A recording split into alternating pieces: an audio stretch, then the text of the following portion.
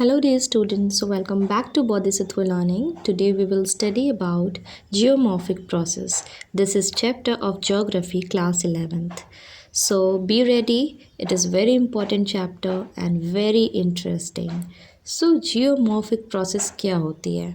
Geomorphic, from the name itself, it suggests geo means earth, okay?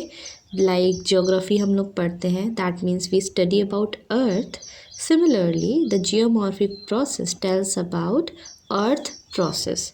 That means earth have several ups, several downs, several depths, valleys and so many different landforms. तो हम लोग उसकी study करते हैं. It is all because of geomorphic process. जो अर्थ पे जितने भी वेरिएशंस होते हैं, अप्स होते हैं, डाउन्स होते हैं, ये सब और ये सारी की सारी चीज़ें जियोमॉर्फिक प्रोसेस पे डिपेंड होती हैं. So I am going to give you a sort of summary which will help you to understand this chapter for your exams. So let's begin. हम लोग बहुत easily इस फ्लो चार्ट के मदद से पढ़ेंगे. जैसा कि आप पिक्चर में देख सकते हैं, सॉइल, ठीक है, ये एक फ्लो चार्ट नहीं है. इसमें मैंने 5 पॉइंट्स डिस्क्राइब किए हैं. सॉइल में सॉइल कैसे बनती है, एक जनरल फैक्ट मैं बता देती हूँ. अगर 2.5 सेंटीमीटर की थिकनेस की सॉइल बनानी है, it will take 500 years approximately. If it is less than 500 years, it will be called as immature soil. और 500 years जब लग जाते हैं और वो soil 2.5 सेंटीमीटर की बनती है, that is called as mature soil. So what are the factors which determine soil formation? There are only 5 factors which determine soil formation. Number 1 is parent material. For example parent material, that means कौन सी type की वो rock है. Like आपने examples में सुना होगा और news में भी सुना होगा या फिर बुक में भी देखा होगा कि एलुवियल सॉइल होती है, ब्लैक सॉइल होती है और बहुत सारी सॉइल्स होती हैं. तो सारे सॉइल्स के डिफरेंट नेम क्यों दिए गए हैं? जस्ट बिकॉज ये डिफरेंट पेरेंट मटेरियल से बनी है. That means the type of rock with which they are being made or constructed is will always decide the parent material as well as the type of soil. So now we are going to read the second point, that is topography. Okay, so topography का क्या meaning है? It means the nature of that area, whether it is plain, hilly, valley, कैसा वो area है वो भी determine करता है soil की formation को. ठीक है. Now next is climate. Climate is the next point which is very important. कोई भी soil form होती है वो किस climate condition के अंदर फॉर्म होती है वो ज़्यादा इम्पॉर्टेंट है. लाइक कहीं कहीं है हमारा ट्रॉपिकल क्लाइमेट, थोड़ा वार्म होता है, वहाँ की सॉइल डिफरेंट होगी. हाँ, और किसी जगह like in southern part of our country we have heavy rainfalls, तो वहाँ की सॉइल डिफरेंट होगी. अगर रेनफॉल ज़्यादा होगा that means it will have a lot and lot of moisture content, humus होगा. So these are the factors of climate जो कि सॉइल को डिटरमाइन करती है. जैसे वेजिटेशन होगा, अगर रेनफॉल होगी तो वेजिटेशन अच्छी होगी और ज़्यादा से ज़्यादा हमारी सॉइल को न्यूट्रिशन मिल सकेगा. Now next factor which is very important is biological activity. अब भाई बायोलॉजिकल एक्टिविटी कैसे डिटरमाइन करती है? सो बायोलॉजिकल एक्टिविटीज से आपके मन में ये आना चाहिए, something which is biologically influencing the soil. Okay, it's always suggest from it name. इसके नेम से ही सजेस्ट होता है बायोलॉजिकल एक्टिविटी से कि कुछ बायोलॉजिकली इन्फ्लुएंस करेगा सॉइल को, उसको और अच्छा या बुरा बनाने में. So for biological activity we have different type of plants, bushes, छोटे पौधे, बड़े पौधे, different type of trees.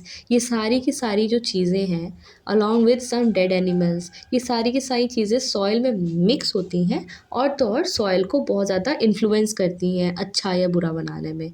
Okay, if there are so many green area, अगर ग्रीन एरिया है then it will nourish the soil. So वहाँ पे vegetation भी बहुत अच्छी होगी और सॉइल भी बहुत अच्छा होगा. और कहीं कहीं लेग्यूमिनस प्लांट्स होते हैं और कुछ प्लांट्स नाइट्रोजन फिक्सेशन का काम करते हैं, दैट इज़ राइजोबियम बैक्टीरिया. सो जितना ज़्यादा ये होगा सॉइल में, सॉइल उतनी ज़्यादा ही हेल्दी सॉइल होगी. It will B so mature. Now next point is the last point which determine the formation of soil. As I told you earlier, that is time. Time is the most important factor for determination of any soil. That means जितना ज़्यादा time लगेगा soil को, उतनी ज़्यादा वो soil thick होगी और उतनी ज़्यादा बेटर वो सॉइल होगी, it will be mature. So as I told you that is 2.5 centimeter soil will take approximately 500 years to make a mature soil. So I hope students you have got about the formation of soil.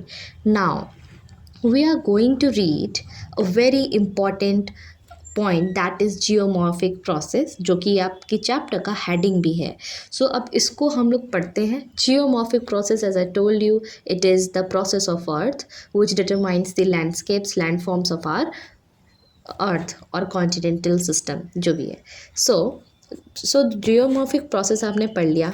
It is the formation and reformation of earth. That means it will form or reform the earth. So it has two types.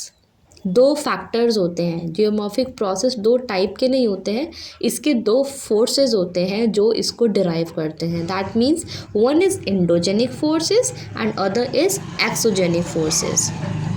So endogenic forces क्या होता है students? Endo means something which is hot और something which is from inside. ये endogenic forces जो है interior of the earth surface से लगता है।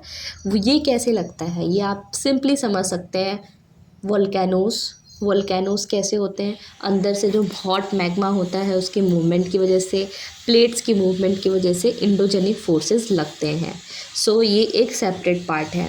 Next part is exogenic forces. Exogenic forces का मतलब होता है the forces which is acting from outside of the earth surface. Earth surface की जो बाहर से फोर्सेस लगेंगे उसको एक्सोजेनिक फोर्स कहेंगे। जैसे कि इसका एग्जांपल दे देते हैं, जैसे rain, glacier, sunlight, wind etcetera. ये सारी जो चीज़ें हैं ये एक्सोजेनिक फोर्सेस में आती हैं, जो बाहर से उस रॉक की या उस पर्टिकुलर पीस ऑफ लैंड की वेदरिंग करते हैं, ब्रेकिंग करते हैं, स्प्लिटिंग करते हैं, आप जो भी वर्ड देना चाहें। नाउ एंडोजेनिक फोर्सेस के टू टाइप्स होते हैं। One is diastrophism and second it catastrophism. Diastrophism is the constructive force. That means something which it will make, ये है ना डिस्ट्रॉय नहीं करेगा, ये कुछ ना कुछ बनाएगा ही। वेदर ये एक माउंटेन भी बना सकता है और it can create a land also. So इसे हम लोग कहेंगे diastrophism. It is a kind of slow force. भाई माउंटेन बनेगा तो एकदम सडनली तो नहीं बन जाएगा ना, it will take time. When India was collided with the Asian continent, it created Himalayas, जो कि आपने फर्स्ट चैप्टर में या सेकेंड थर्ड चैप्टर में पढ़ा होगा, कॉन्टिनेंटल और ओशनिक वाले चैप्टर में। जो फॉर्मेशन ऑफ हिमालयाज है, it has taken a lot of time, millions of years लिया इन्होंने। वैसे ही डायस्ट्रॉफिज्म में थोड़ा टाइम लगता है। It is slow process. It will create land और mountain in a gradual manner. Now next is catastrophism. Catastrophism is a destructive force, that is ये जब भी आएगा और जब भी ये फोर्स लगेगा ये डिस्ट्रॉय के अलावा कुछ देगा नहीं। That is the forces, these are the sudden forces, like earthquake आ गया, ओके, और सडनली कुछ हो गया, तो ये कैटास्ट्रॉफिज्म में आता है। It has no type. आप इसके एग्जाम्पल्स अपने दिमाग से लिख सकते हैं। कैटास्ट्रॉफिज्म विच इज़ जो सडनली अकरिंग एक्टिविटीज़ होती हैं। नाउ डायस्ट्रॉफिज्म के दो डिफरेंट टाइप्स होंगे। एक तो forces which is responsible for mountain creation and the second force which is responsible for land creation. क्योंकि इससे ज़्यादा और क्या क्रिएट करेगा? यही दो चीज़ें हैं। The one is mountain and the second is land. Land और माउंटेन के अलावा क्या क्रिएट होगा? और कुछ नहीं होगा। So the one who creates mountain will be determined as organic forces, और जो दूसरा लैंड को फॉर्म करता है उसे हम कहेंगे epeirogenic forces. So hope it is clear very nicely. और आप यहाँ पे फ्लो चार्ट में देख सकते हैं कितने ब्यूटीफुल तरीके से प्रेजेंट किया गया है, और आप इसको एक जगह लिख लीजिए और लर्न कर लीजिए। It will definitely help you in your examinations. Now next is exogenic forces. Students, exogenic forces मैंने आपको बताया था, जो कि outside of the earth surface लगता है। रेनफॉल, लैंडस्लाइड, फ्लड और इन सब चीज़ों से जो चेंजेस होते हैं अर्थ की लैंडस्केप में, उसे हम लोग कहते हैं exogenic forces. It has 3 types. Number 1 is weathering, number 2 is mass movement and number 3 is erosion और डिपोजिशन। ठीक है, एक जगह से उठेगा दूसरी जगह जाके डिपॉजिट हो जाएगा। तो ये भी लैंड में चेंजेस लाएंगे ना, कि कल यहाँ पे बहुत ज़्यादा सॉइल थी, ये इरोज होके यहाँ पे गड्ढा बन गया, कहीं और चली गई, डिपॉजिट हो गई सॉइल। सो ये इरोजन डिपोजिशन के बारे में था। So it has 3 types, weathering, mass and erosion. और वेदरिंग में अगर हम डिसइंटीग्रेट करें तो it will have 3 different types. Weathering 3 तरीके की हो सकती है। एक फिजिकल वेदरिंग होती है, chemical and biological. So physical weathering क्या होती है?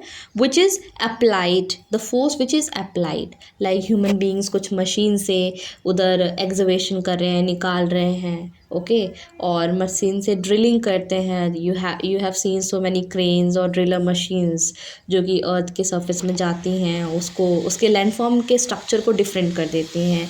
माइनिंग एरिया में आप जाके देख सकते हैं, there are so many cranes और डगिंग टाइप के जो मशीन्स होते हैं, ये सारे लैंडफॉर्म के स्ट्रक्चर को डिटरमाइन कर देती हैं, डिफरेंट कर देती हैं ना। ये फिजिकल में आ गया। फिजिकल में you can take the example of normal rain. Normal rain की ड्रॉप आ रही है, वो फिजिकली इन्फ्लुएंस कर रही है, it will come under the physical weathering. Now next is chemical weathering. If the rain is an acid form, अगर वो रेन एसिडिक हुई, दैट मीन्स वो केमिकली उस रॉक को या कोई पर्टिकुलर चीज़ को डिस्ट्रॉय करेगी। So it will be chemical weathering. इसे आप केमिकल वेदरिंग के पैरा में डालेंगे। Next is biological weathering. As I told you earlier students, biological weathering क्या होती है? इसमें क्या होता है, जो ट्रीज़ ग्रो हो जाते हैं, आपने बहुत सारे माउंटेन्स या घर की छतों पे भी देखा होगा कि अगर कहीं पेड़ उग गया या छोटा सा कुछ उग गया तो उसमें कुछ क्रैक्स आ जाते हैं। That means it is biological weathering. कुछ बायोलॉजिकली क्रैकिंग करना, बायोलॉजिकली कुछ उसके शेप में या स्ट्रक्चर में चेंजेस लाना will be called as biological weathering. So weathering are the 3 types, you have understood very nicely. Next is mass movement. Mass movement क्या होता है? It means sliding of land masses in bulk. Bulking में जो sliding होती है land masses की, आपने news में भी सुना होगा। ईस्टर्न, जो हमारा ईस्टर्न कंट्री का पार्ट है, वहाँ पे बहुत ज़्यादा लैंडस्लाइड्स होते हैं बिकॉज ऑफ हैवी रेनफॉल और अर्थक्वेक की वजह से भी लैंडस्लाइड्स हो जाते हैं। सो it will come under mass movement. So landslide कैसे हो सकते हैं? एक पॉइंट हो सकता है ग्रेविटी की वजह से, कि एक मास ऑफ लैंड है, ग्रेविटी की वजह से वो नीचे स्लाइड हो गया। Second point will be the landslide due to heavy rain. As I told you, heavy rain होगी तो उसमें इरोजन्स होंगे और धीरे धीरे वो लैंडस्लाइड कर जाएगी। नेक्स्ट इज़, और ये लैंडस्लाइड्स कहाँ देखने को मिलते हैं स्टूडेंट्स? ये मेनली हिली एरियाज़ में ही देखने को मिलते हैं, बिकॉज उसमें ग्रेविटी भी वर्क कर जाती है और रेन का तो फैक्टर होता ही है। So this was about mass movement. Next is erosion and deposition. Due to rain, flood and deforestation, you may see erosion and deposition. So here we finish geomorphic processes. Here I have finished your chapter. Hope you will do well. Best wishes from me, and stay tuned and subscribe to this channel. So we'll meet in the next video with this kind of summary. So make sure you like, share and subscribe to this channel.